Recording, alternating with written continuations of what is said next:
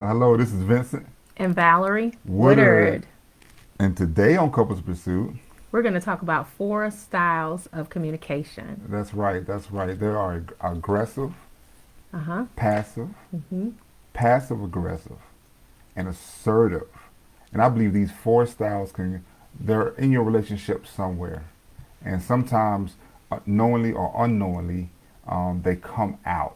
And Hmm. I believe talking about this topic tonight or today will greatly help you understand what kind of type that you're using in your relationship, and when they come out, how does it affect the communication and how does it affect your partner? Because Right. sometimes because assertive is direct to the point. It's talking about whatever the issue is, not malice, not I'm talking down or anything like that. I'm just actually just stating the fact, telling you a person how I feel, and we're just clearing the air, getting the feelings out. That's assertive. That's probably labeled as the best way to communicate. But there's also a way, passive, and passive is when you don't say what you feel, when Hmm. you hold it in, when Hmm. you just kind of like, I want to say something, but I believe people might not understand me, or it might lead to argument, or it might be misunderstood, or Hmm. I'm shy. I'm really scared of confrontation. So that style, passive, it might have this place somewhere, but when you use it in your relationship, it can sometimes be misunderstood. And so then we have aggressive.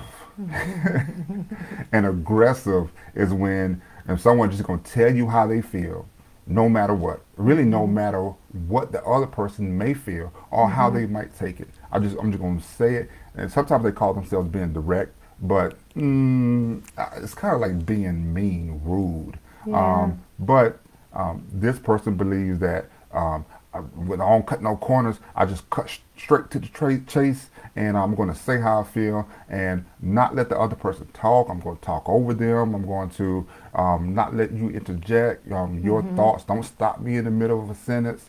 Hmm. All of those things. So when a person uses the aggressive style of communication, first of all, it's really just that person talking. We're not communicating. Right. And taking control of the Yeah, taking situation. control, and Yeah. they just emoting everything. And then the last one is the one that it's probably my pet peeve with Hmm. dealing with people. My wife doesn't do this, but just dealing with people outside in other relationships when they use a Hmm. passive aggressive style. Hmm. And that style is like, I have some feelings built up, but I don't want to let them all out. I'm going to just let a little, some of it out, Hmm. and make you make your own mind about what I mean. I'm just going to Yeah. say a little something to try to. It's kind of deceptive. It's that's also mean. It's kind of like I'm just going to say something, maybe stir the pot. But if you ask me about it, no, no, no, I didn't mean that. I didn't mean to do that. But you really did. You really meant it as a mean way of getting your emotions out. So Yeah. those four types right there might be in your relationship. Well, I'm pretty sure they are in the relationship somewhere. And what comes into play is, we talk a lot about communication Mm-hmm. because it really is the biggest problem, it seems like, that couples have Mm-hmm. communicating. And one thing I have discovered is that it is not necessarily that there's a lack of communication, but there's a breakdown in communication, or um, there is improper communication. And so, let's say, for instance, like you talked about the passive Mm-hmm. communication, that person tends to avoid expressing their feelings, their opinions, or their needs. They don't assert themselves, they have Mm-hmm. poor boundaries. So, when people come at them, it's hard for them uh, to handle it at the moment. But this is also the type of person who can explode, Mm-hmm. right? Mm-hmm. And afterwards, when that person expresses themselves, they might feel guilty about having shared those feelings. And there can be a lot underneath them feeling guilty. Mm-hmm. So let's say you have a passive person, one person in the relationship, and then the other person is passive aggressive. Mm. And you can imagine, just talking about being passive aggressive, they make an attempt to make their feelings known, Mm-hmm. but they won't do it directly. Yes. Yes. So it's like, an element of frustration. And then you don't really get anything resolved. No. The passive person doesn't want to say anything, but they're feeling everything. Mm-hmm. The passive aggressive person is feeling something, but they won't directly tell you what they're feeling. Mm-hmm. They will just do something that gets your attention, and then possibly avoid your questions about, well, what did you say? Well, I didn't say anything. Or, Yeah. you know, what did you mean by that? Oh, nothing. I didn't mean anything by You that. meant something by You it. meant something by it. And then the aggressive person, just imagine that person and a passive person in a relationship. That person is the shouter, the yeller. It's me, mine, and you don't have anything to do with this. I say what I want to say. You shut up, be quiet, listen to what I say, because I'm the important one in this relationship. My feelings are important, and that's it. And a passive person will be like, oh my gosh. Or, as I said before, they'll get to the point where they get tired of being passive, and that's what I think where we get the saying from, you got to watch the quiet ones. Yeah. Because they get fed up. When I was doing studying on this, I realized that I played all four of those roles. But I realized that the passive posture that I took in a relationship, I'm calling myself, well, I'm just not going to talk about it. I don't want to talk about it. You know, guys, we say that a lot, and we think we're bringing the peace, but we're not, because we're not addressing what's disturbing the peace. Right. But I feel like the passive part of me was the suppressing the feelings that I had. And I'm not wanting to let them out, because I don't know how that was going to come out. So I'm just pressing it down. I'm suppressing it, And then after a while, okay, why you wash the dishes? It just feelings just come out, You like, what you mean? Why you say it like that? Oh, nothing. I saw the dirty dishes, and never mind. I get it. No, you're trying to say something, and then when your wife or somebody keeps trying to figure out what's going on with you, then all the emotions come flooding out, and I believe that's how I transitioned to the aggressive, and I just want to blur everything that was on my heart and mind. It's like, wow, I didn't even know you felt like that. Whoa. And it wasn't until, I'm sorry, baby, but it wasn't until years later that I realized the assertive style. Yeah. And the assertive style is actually, okay, I have a feeling. I'm recognizing it. Right. And that feeling, I want to express it. Yeah. Now, I want to express it at an appropriate time. In an appropriate manner. Yeah. Yeah. And thank God for the revelation. Yeah. And it's so interesting because there is a time to be assertive, and I think it's all the time. I think all the time we should be assertive. And like you said, that's the person who speaks what they feel, but they do it with respect. They do it within boundaries. They're honest about their feelings, and they're looking for communication from the other person. I think that generally that is my style of communication.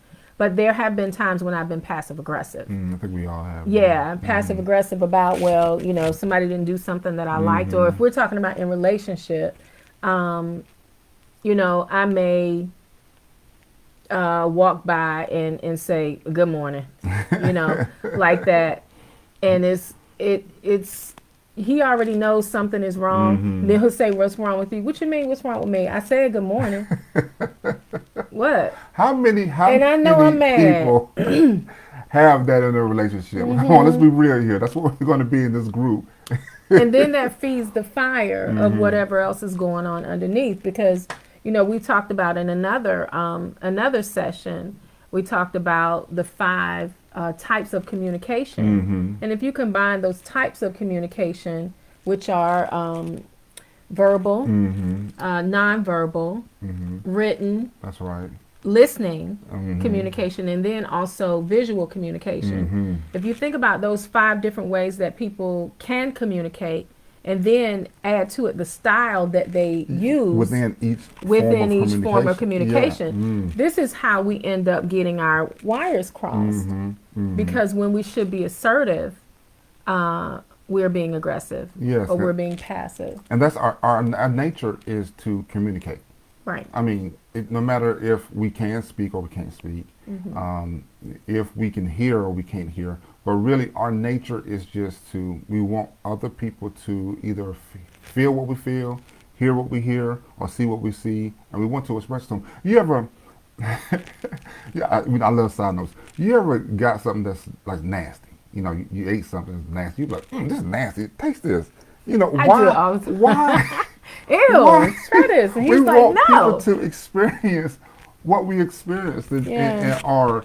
You see something funny, you know, you're scrolling on the internet, you're like, oh, wow, look at this, This person right here fell off the building and, you know, they broke the skateboard. You're like, I don't really want to see them. But we felt some kind of way, either it tickled us or it made us laugh or shocked us, and we want to share it with people. So we are beings, we want to communicate naturally.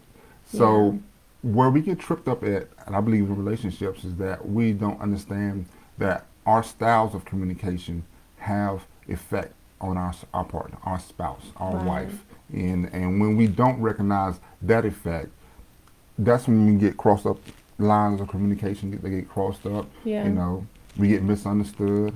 You know, I told my wife last night when we was talking about with the last video, we was talking about the 5 types of communication. I said I added some other stuff, you know, miscommunication, poor communication. Right.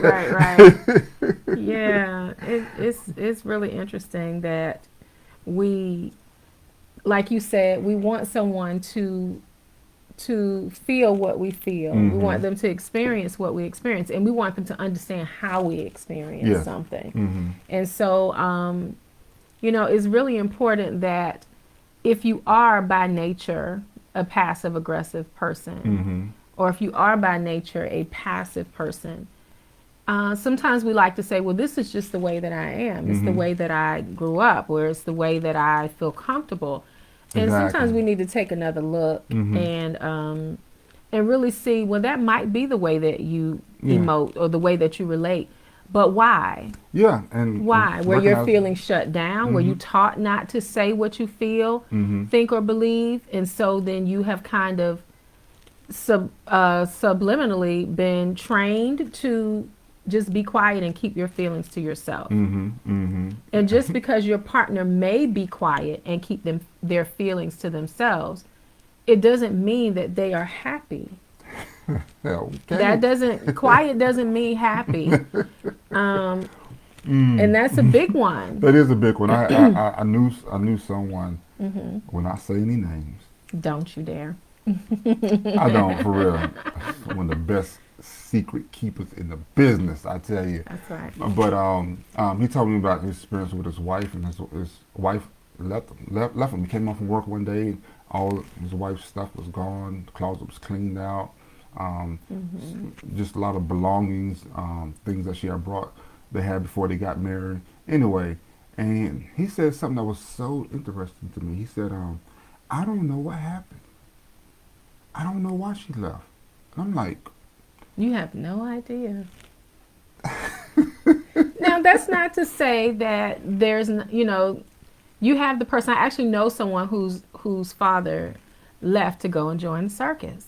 I learned that information this week.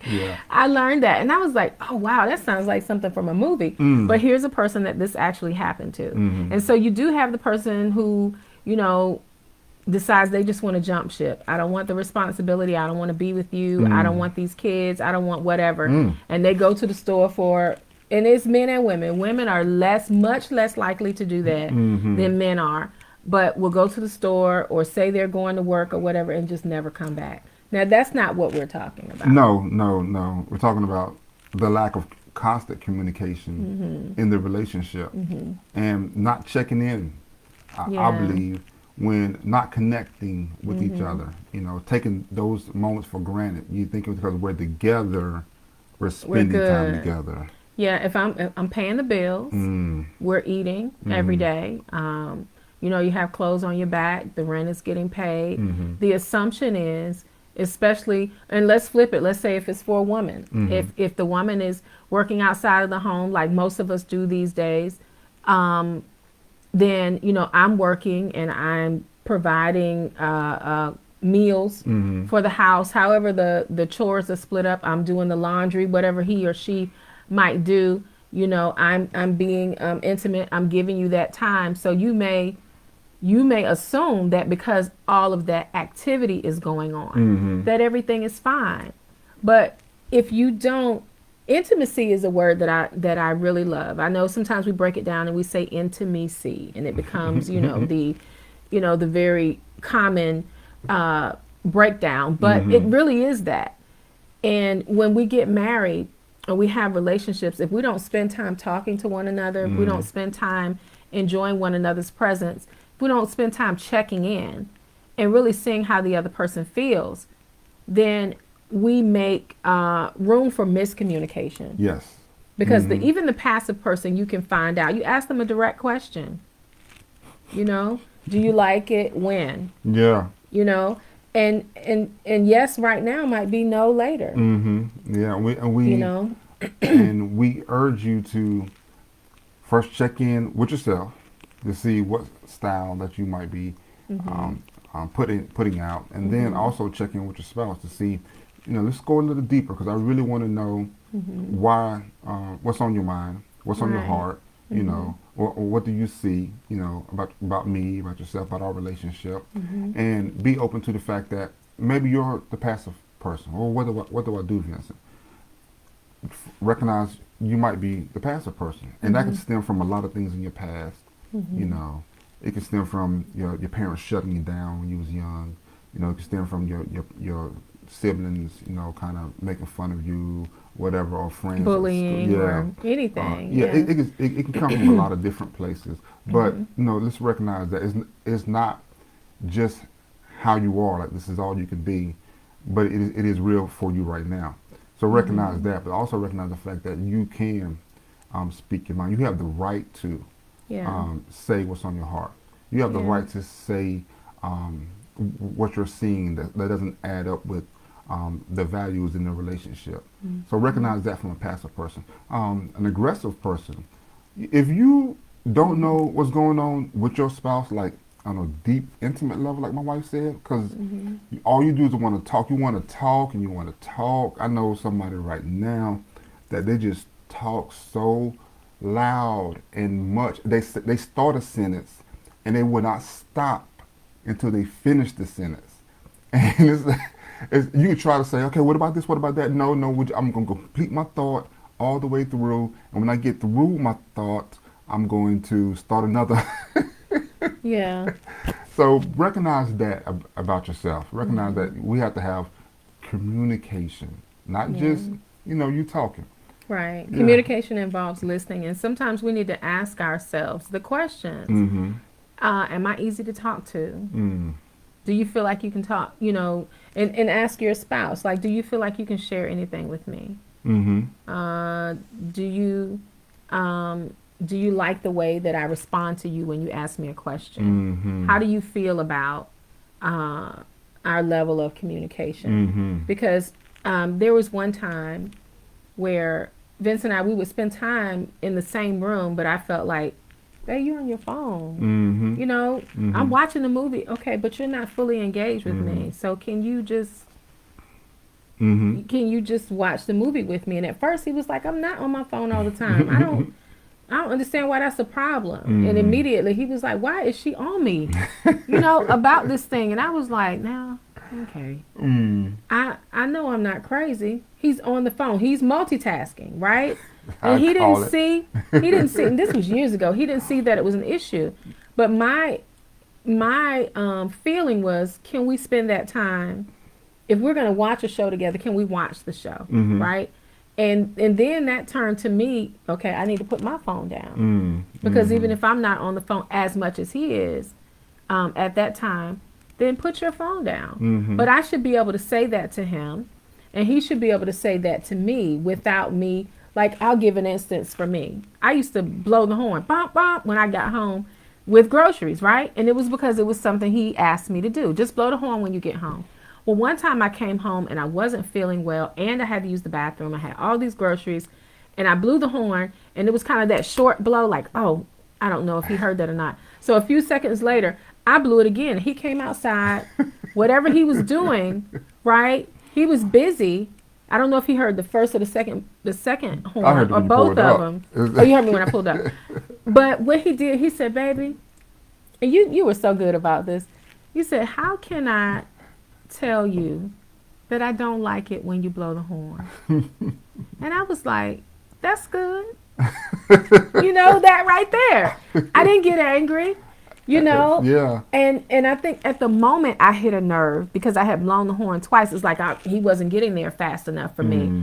And then later, as we started to change, I wouldn't blow the horn. He said, "Just call me before you get home." And then he got to a point where he's like, "No, just blow the horn." Just blow the horn. But now he doesn't text, I feel. gotta look up a text. I gotta go. Right. He doesn't, and sometimes he doesn't keep the ringer on his phone. So it's like I'm gonna call him, and then I don't get an answer, and I'm like, okay, I'll just get out and start doing it myself, right? Yeah. But that was a situation where he needed to tell me I was being a little too aggressive with that horn. And I'm so glad the fact you brought that up because that gave me an example to give you an example of what assertive looks like. Assertive. Some people kind of think it's like, well, I'm just going to tell my truth or whatever, and really don't care how anybody, takes it, because that's just how I feel, and this is the way I see things. Yeah, that's aggressive. Yeah. Yeah. When you start when you start a thought with the idea of somebody else needs to do something, that's aggressive.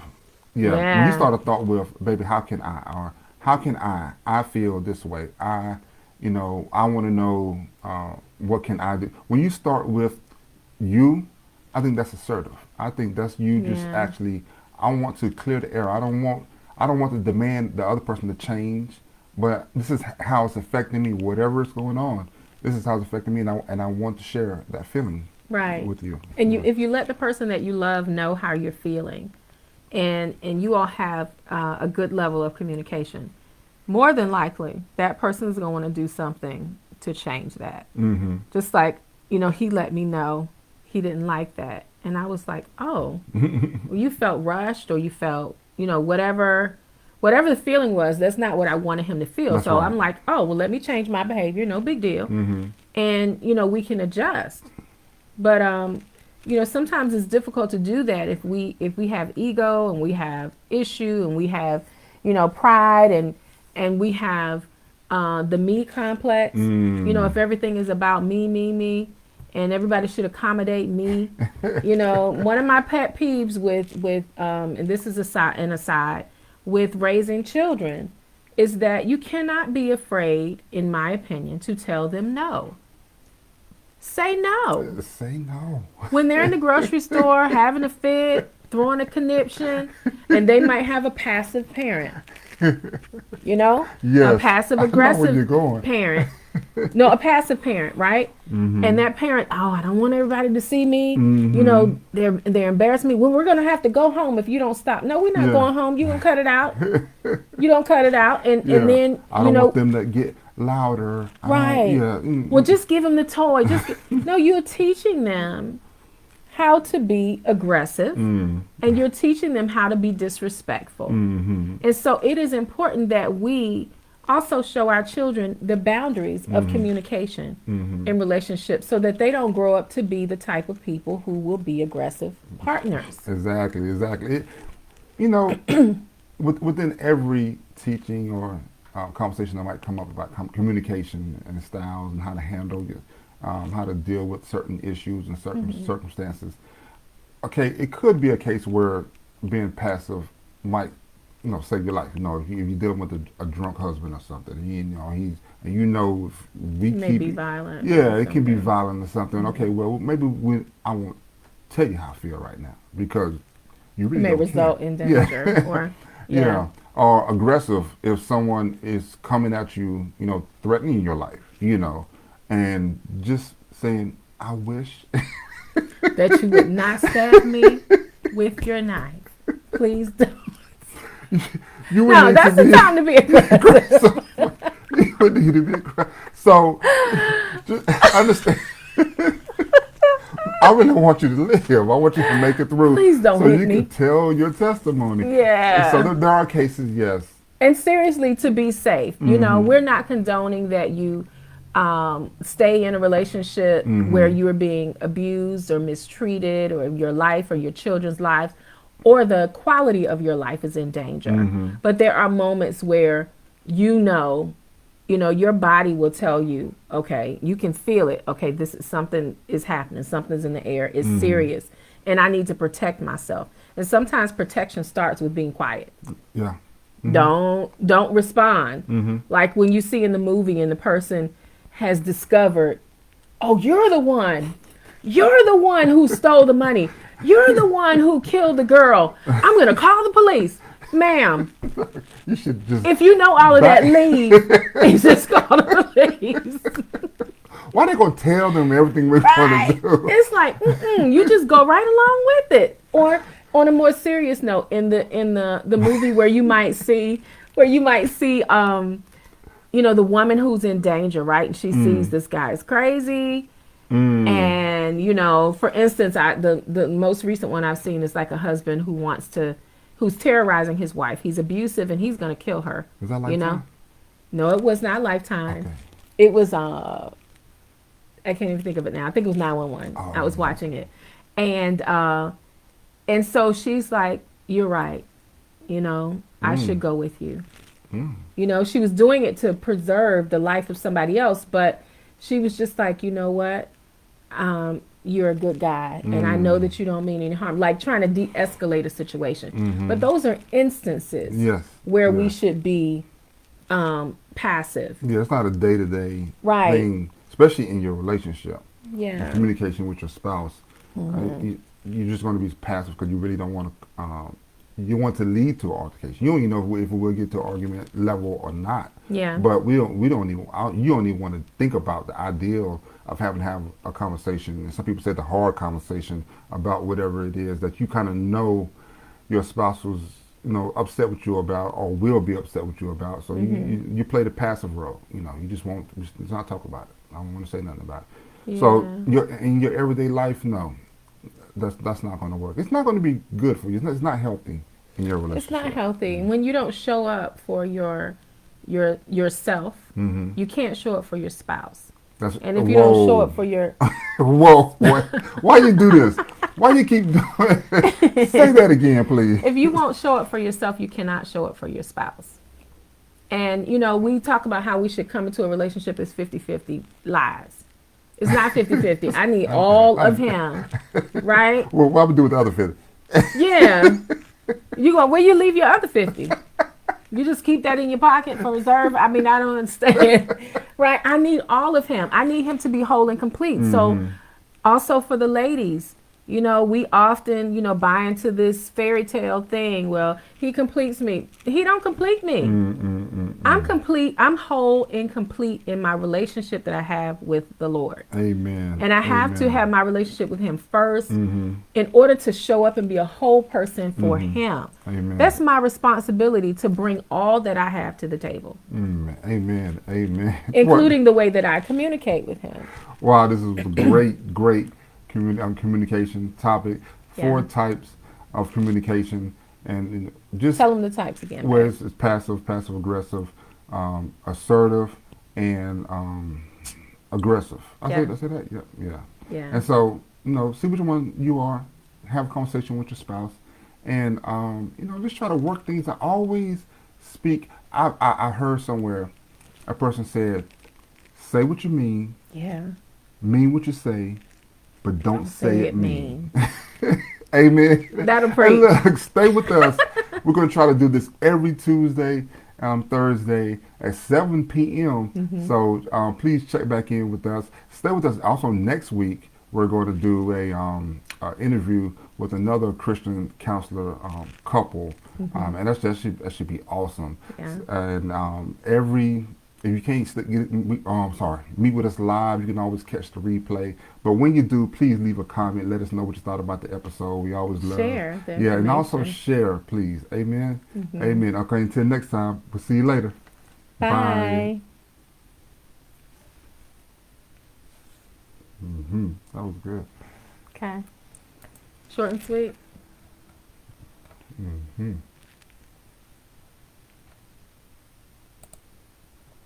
Look at you showing your bra on TV. I think it's still Look on, at my but shirt. it's still live. Oh.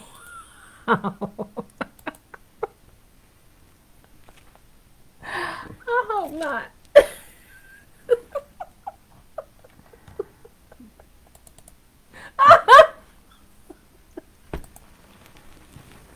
Baby, did I say it on TV? Yeah. Don't make it live. Don't make it live.